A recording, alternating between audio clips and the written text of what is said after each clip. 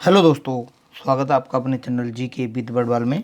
दोस्तों, ये क्लास आपकी पॉलिटी की क्लास चल रही है और इस क्लास को हम डेली लेते हैं। पिछले 2 दिनों से हमारी क्लास नहीं हुई थी, उसके लिए सॉरी, कुछ प्रॉब्लम आ गई थी जिस वजह से ये क्लास नहीं हो पाई थी। तो इस क्लास की जो टाइमिंग है, डेली शाम को 8 बजे ये क्लास होती है। इस क्लास को पूरा लीजिएगा, आपके लिए बहुत ही ज़्यादा बेनिफिशियल साबित होगी।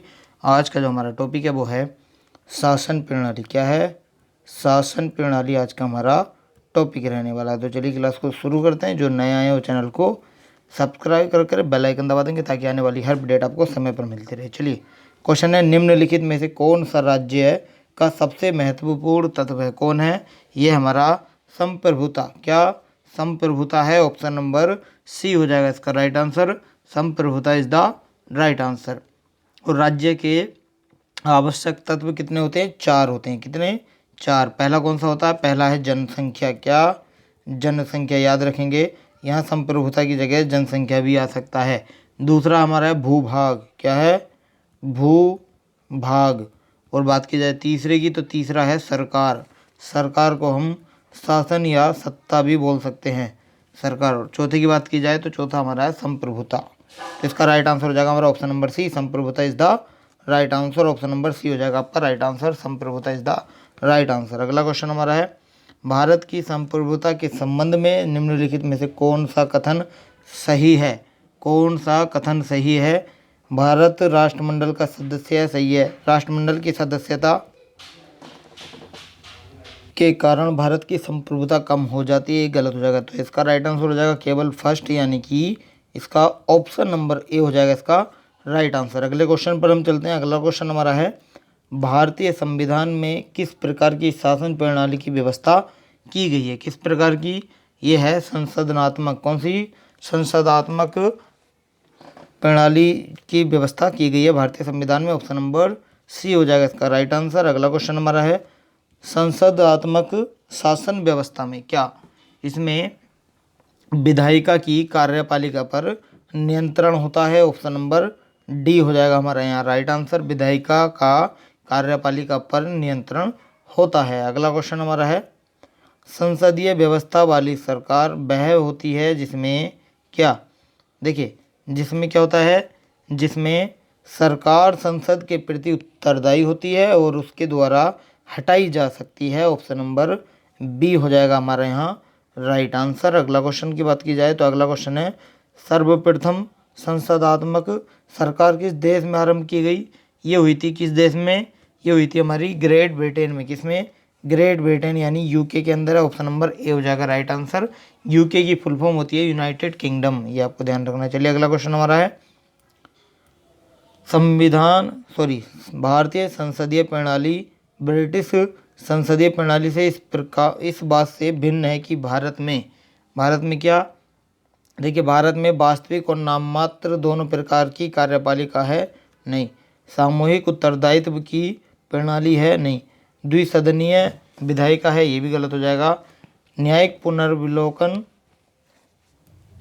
की प्रणाली है। ये बिल्कुल राइट हो जाएगा। ऑप्शन नंबर डी हो जाएगा हमारा right answer. Option number D is the right answer, आपको ध्यान रखना। चलिए अगला क्वेश्चन हमारा है, निम्नलिखित में से कौन सी भारतीय संविधान की विशेषता नहीं है? कौन सी नहीं है? ये हमारी है अध्यक्षात्मक सरकार। ये भारतीय संविधान की विशेषता नहीं है। ऑप्शन नंबर बी हो जाएगा right answer. Option number B is the right answer. अगला क्वेश्चन हमारा है, भारतीय राजनीतिक पद्धति के बारे में निम्न में से कौन सही नहीं है? कौन सही नहीं है?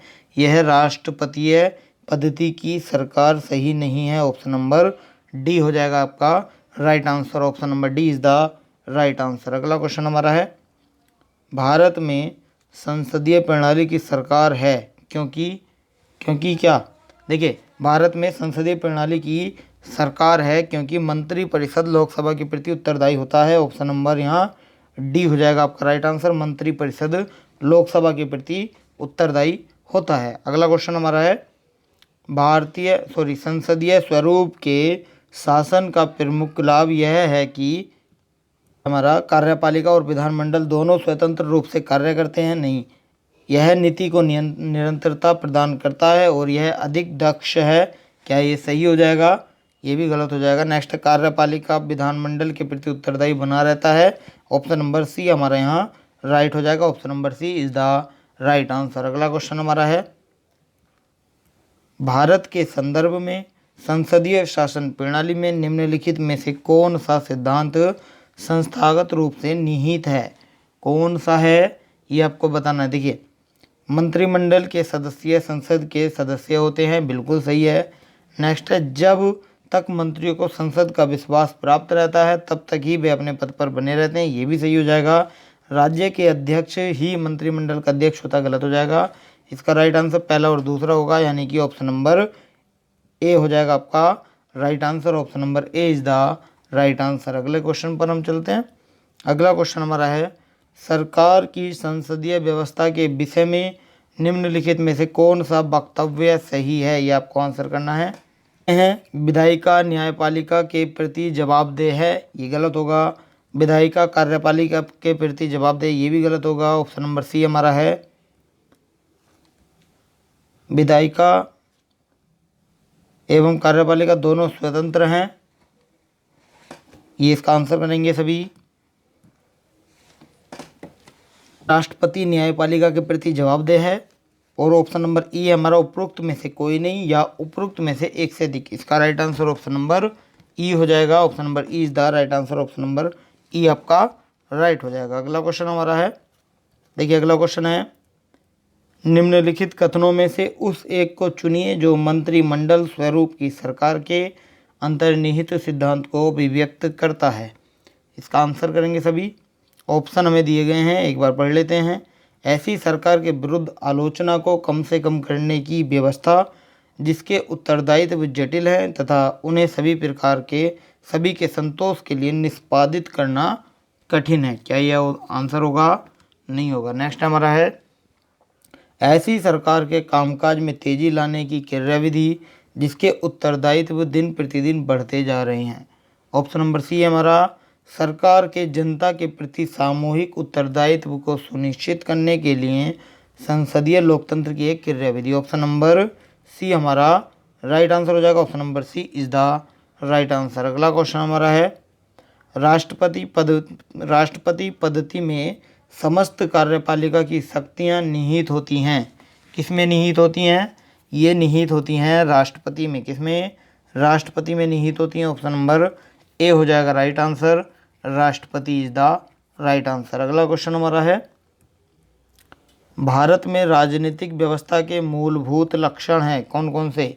पहला हमारा है, यह एक लोकतांत्रिक गणतंत्र है, इसमें संसदनात्मक रूप की सरकार है, सर्वोच्च सत्ता भारत की जनता में निहित है। नेक्स्ट, यह एक एकीकृत शक्ति का प्रावधान करती है।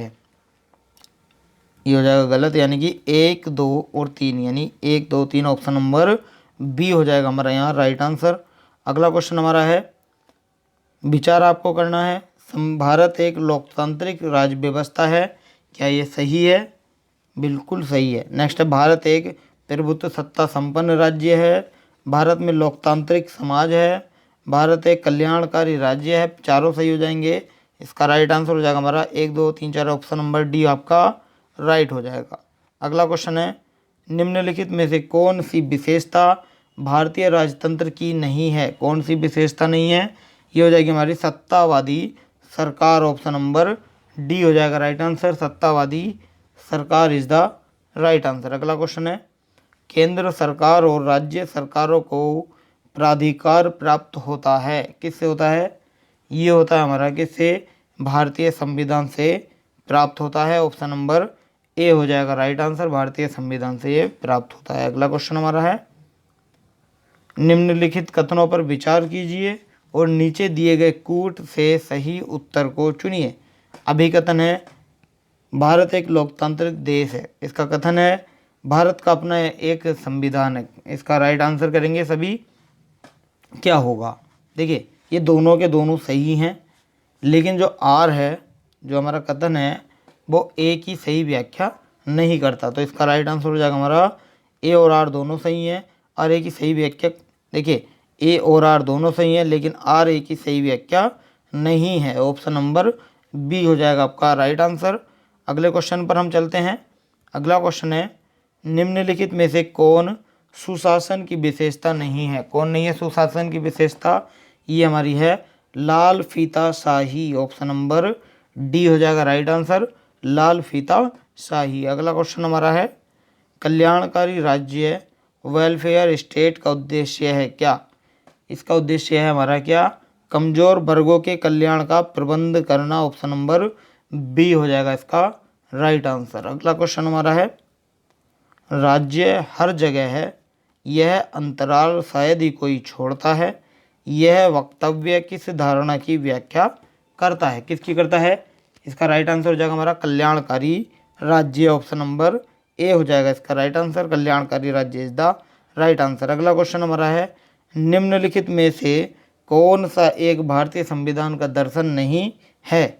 कौन सा नहीं है? इसका राइट आंसर हो जाएगा साम्यवादी राज्य है। ऑप्शन नंबर डी हो जाएगा राइट आंसर, साम्यवादी राज्य। अगला क्वेश्चन है, देखिए ये हमारा शासन प्रणाली का पार्ट 1 हमारा कंप्लीट हो गया है। शासन प्रणाली का पार्ट 1 हमारा कंप्लीट हो गया है। पार्ट 2 हम कल कराने वाले, हमारे साथ जुड़े रहिएगा। वो वीडियो अच्छी लगी तो वीडियो को लाइक करके चैनल को सब्सक्राइब कर लेंगे और बेल आइकन दबा देंगे ताकि आने वाली हर अपडेट आपको समय पर मिलती रहे। अगर आपने हमारा टेलीग्राम चैनल ज्वाइन नहीं किया तो अभी जाकर ज्वाइन करें, वीडियो के डिस्क्रिप्शन में उसका लिंक मिल जाएगा, वहाँ जाकर ज्वाइन कर सकते हैं। हम आपको सारी PDF प्रोवाइड कराते हैं। तो आज के लिए इतना ही, कल फिर मिलते हैं नेक्स्ट टॉपिक के साथ। Thank you so much.